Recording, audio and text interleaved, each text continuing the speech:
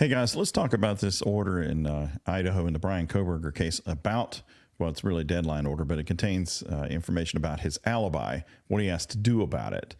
And that may be a little confusing, but of course, his alibi is basically I was anywhere but there. I was out driving in my car that night, but I wasn't at the crime scene. That's fine, right? So what does this order say? Let's take a look at it. I know it's going to be a little small on the screen. Let's make it bigger for the moment.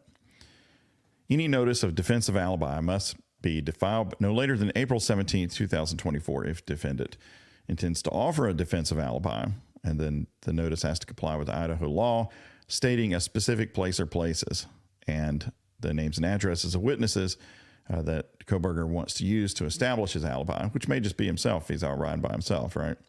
So, okay. There had been a previous order in the case. Let's pop that up here. But of course, as you know, it keeps getting delayed, essentially saying the same thing, that at the time of the alleged offenses, where was the specific place or places he says he was, and then also who is he going to use to support that? So what does that mean? Why does he have to say that? The state has the burden, right? So let's set the stage for that a little bit. The state obviously has to prove beyond a reasonable doubt all elements of the alleged crime, and there's nothing that changes that. It's got to be beyond a reasonable doubt, and you have to prove every element, or else the defendant should be found not guilty. Doesn't necessarily mean innocent. Might be innocent, might not. But that's not the burden. That's not the test at the trial. The test is the state has to prove guilt. The defendant doesn't have to prove innocence. The jury doesn't have to find innocence. So the defendant has no duty to ask a single question, put in an exhibit, say anything, or even make an argument. Okay, they don't have to do anything. But the defense does have the right to make a complete defense. So what are we talking about on this alibi thing? Well, the state and the defense can't just do whatever they want at trial. There's rules of evidence and procedure and the law, right? You don't just say, well, I get to do whatever I want because I'm a criminal defendant, or I get to do whatever I want because I'm the DA. So like everything in the law, you have to dig into it a little bit.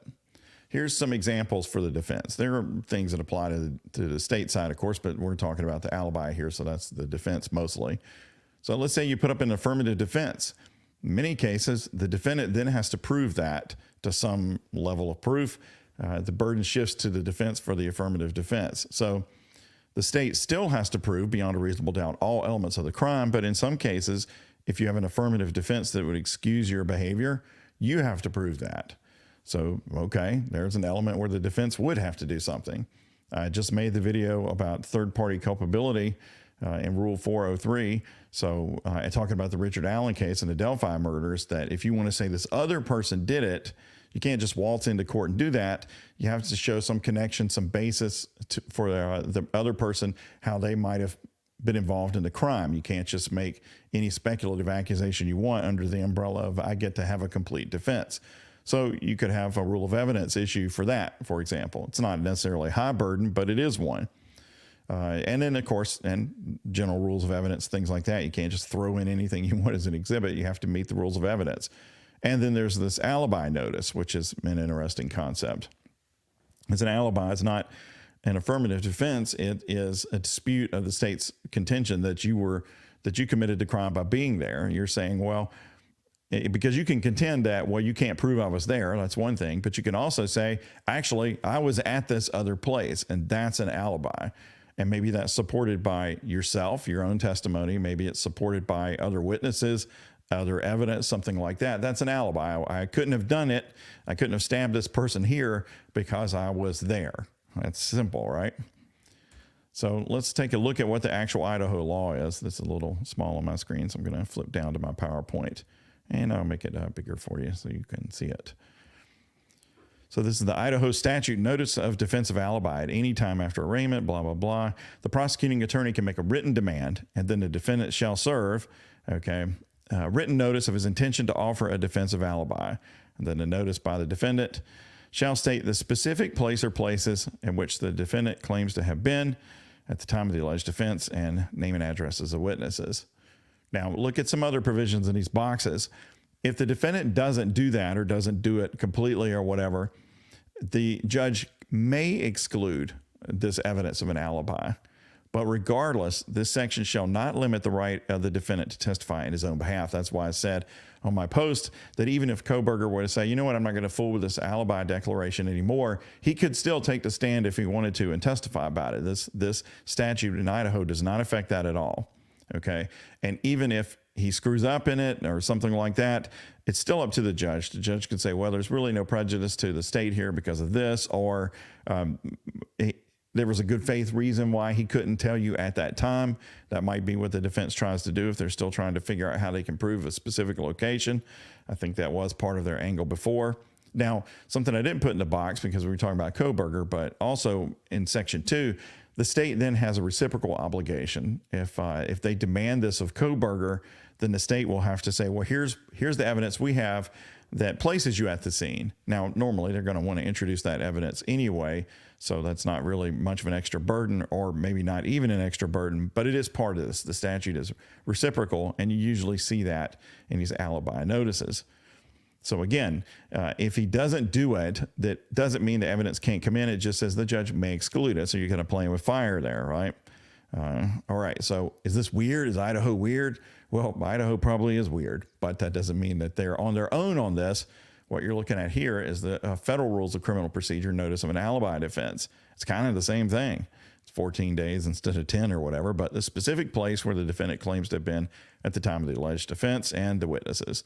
Right. And then there's a reciprocal obligation. So this is a common thing around the country if somebody's going to notice up an alibi.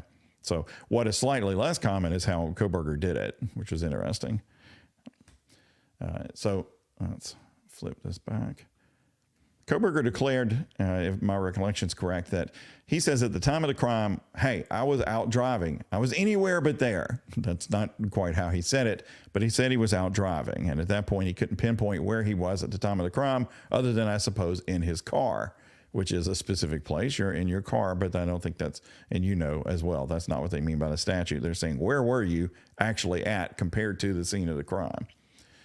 Now, this would match up with the video that shows Kohberger's car leaving and coming back to his apartment complex. Doesn't look like the defense is going to contest that video. They may contest some of the other videos of cars and things, but obviously not this one, because they're saying, yeah, he did leave.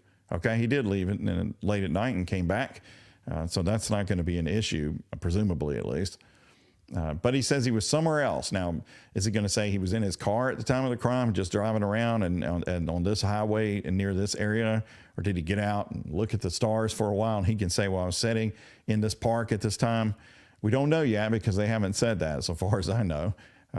But if it's true, if he can show with his alibi that, you know, hey, I was, and again, that's not the same as saying that he has to prove it. The state has to prove he was there. But when you present an alibi, you are taking the effort to say, I can show you I was somewhere else. And if you can, if somebody was stabbed at 4 o'clock in the morning and you can show that you were at a party with 6 other people and there's a video and all that, that was 100 miles away, you couldn't have committed the crime. So that would be very compelling evidence and would weigh against the other circumstantial evidence they have, like the DNA and other things that they have. So an alibi obviously can be an extremely powerful defense, and that's why it has the special notice requirement, so it doesn't come as a surprise at trial. Again, it leaves it up to the judge what to do about it, but the incentive for the defense is if they're going to declare an alibi is to declare it ahead of time if the DA asks for it, as they have in this case. All right, let's see what else we got. I think we already talked about that. So the remedy, okay, if Kohberger doesn't say where he was, is that the judge may exclude evidence of that later on, but the judge doesn't have to do that. The judge has a lot of things the judge could do. The judge could also find, well, the reason you couldn't tell me at that point was reasonable because you weren't able to specifically narrow it down until this point, or, it wasn't bad faith or whatever, or not very prejudicial. It's kind of up to the judge. Now, I'm not trying to say, and I am definitely not saying, I don't know why this is so big here. Sorry about that. That if he gives up the alibi or the judge were to exclude evidence of it, none of that changes the state's burden. They have to prove that he's guilty beyond a reasonable doubt for every element of the crime. And obviously, if you're going to contend he stabbed these people, the victims in this case, then you're going to need to convince the jury that he was there. And so even if they were to give up on, well, we just can't show where he was out driving in his car, it doesn't mean that they can't contest the rest of the evidence or any of the evidence that the state puts up. They're going to contest the DNA. They're going to contest the circumstantial timeline, any kind of telephone evidence. They're going to contest all of those things, of course. And that's not the same as an alibi. So whether they get to use an alibi or choose to use an alibi doesn't mean that they don't contest the state's evidence. Not that they have to. Again, like I said, it's up to them. They could just sit there if they wanted to. But you can see his attorneys are pretty active, and they obviously are going to put the state to the test at trial, if it goes to trial, and make them prove this case if they can. They're not going to just sit there. So they will contest against the state by cross-examination, and I'm sure they have their own experts. That's what they say they want to do, potentially their own witnesses as well, to try and defend Kohberger and show that the state hasn't met its burden. Whether the alibi ends up being a part of that or not, that's going to remain to be seen. But the way I see it, at least when I was thinking about it this morning, is the defense has 4 options. They can ask for more time, a time-honored strategy in any case, and one that's been used many times in this case already. I need more time, Judge. The other thing is they could say, well, we didn't know at the time we told you first because we couldn't narrow it down to exactly where he was, but we've worked that out with him. We spent time with him, and we've looked at this evidence and that evidence, and we can say, that he was at the intersection of here and here around 4 o'clock in the morning, and then at this intersection here and here, 4:15 in the morning. So he was transiting between those places. Those places, specific places, are not the scene of the crime. They're far away from it. There's his alibi. They could say that. They could continue to contend that their notice is sufficient with the car being the place, that, hey, look, he was in his car while people were being stabbed in the house. Therefore, he can't be the person who was stabbing them in the house, and he was out driving his car. He never got out of his car. The judge doesn't seem to have agreed so far that that is sufficient as to stating the place. But they could continue to contend that, and I guess hold that issue up if he were to keep evidence out of it, which I don't know that he would, as an appeal issue. They could also drop the alibi and maybe have him testify about it if he takes the stand, or just give it up. I don't think they're going to do that. Do you? So I really think it's going to be one of these first 3. And of course, it'll be up to them how they want to handle it. But that's the point of this video, is to talk about, well, why does he have to say anything about what his alibi is? He doesn't have to prove anything. And of course, that's all true. But if you want to present an alibi at the defense at the trial, which is your choice, then you have some procedural rules that you need to comply with, or else you potentially could be foregoing the ability to do that. And that is it. And I will talk to you later. Thanks. Bye.